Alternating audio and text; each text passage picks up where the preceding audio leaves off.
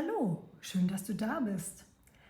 Ich möchte dir heute mal zeigen, wie du so einen interessanten Look bei so einem Untersetzer hinbekommst, indem ich ein Epoxid-Resin kombiniert habe mit einem Gießmaterial, in dem Fall White Stone. Zwar habe ich hier noch ein kleines bisschen von diesem Epoxidharz übrig und möchte da so Tropfen trocknen lassen in dieser Form, und später werde ich das dann noch auffüllen mit einer Gießmasse.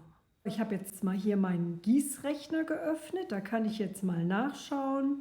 Für diesen Untersetzer Oval 15,7 auf 11 cm mit 150 Milliliter Volumen benötige ich 60 Milliliter Wasser auf 270 Gramm Pulver.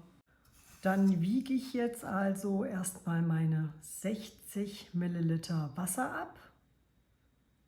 60 Gramm, 60 Milliliter sind bei Wasser identisch. Dann werde ich das direkt auch erst einmal ein bisschen einfärben. Ich möchte dem jetzt auch so einen leichten Grünton geben. Mal schauen.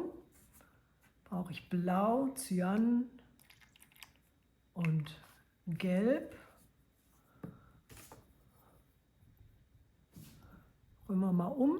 Ja, ich hätte erst Gelb machen sollen und wenig Blau dazu.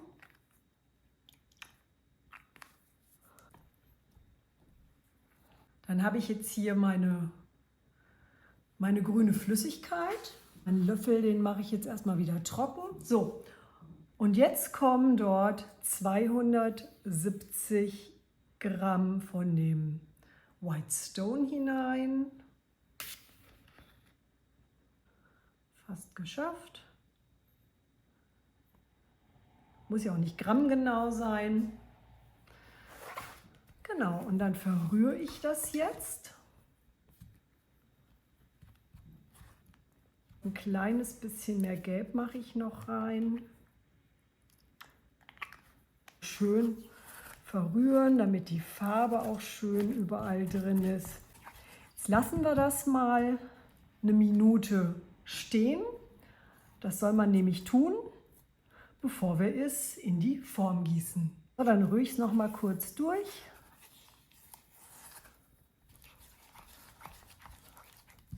Genau, und werde es in meine Form gießen. Ja, wenn du das so ausgerechnet hast, dann kommt das an sich ganz gut hin mit der Menge, dass du an sich nichts übrig hast an deiner Masse. Genau, ist perfekt gefüllt. Wenn es jetzt mal noch ein bisschen die Luftblasen herausklopfen, dann können wir das jetzt trocknen lassen. Werde ich den Untersetzer jetzt mal entformen. Der ist jetzt seit gestern getrocknet und bin sehr gespannt. Okay, spannend. Ich hatte gehofft, dass die hier alle drin bleiben. Die haben sich aber teilweise gelöst und kleben hier noch.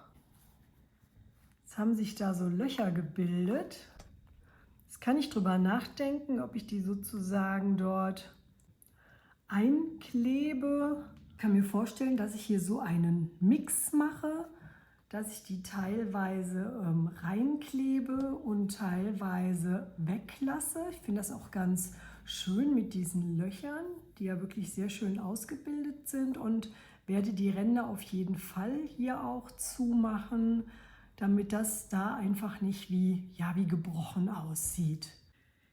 Mir gefällt mein Untersetzer sehr gut. Er hat eine sehr spannende, sehr interessante Optik, auch mit dem Glanz, mit den Löchern, und er passt perfekt zu dem Kerzenständer, den ich mir gegossen habe, der ja aus dem gleichen Material ist, sodass man den hier toll draufstellen kann, und die Farbe und sogar das Material kommt im Untersetzer nochmal drin vor. Ja, vielleicht gefällt dir dieser Untersetzer ja genauso gut wie mir. Ich freue mich auf jeden Fall, dass du zugesehen hast und vielleicht bis zum nächsten Mal. Bis dann. Tschüss.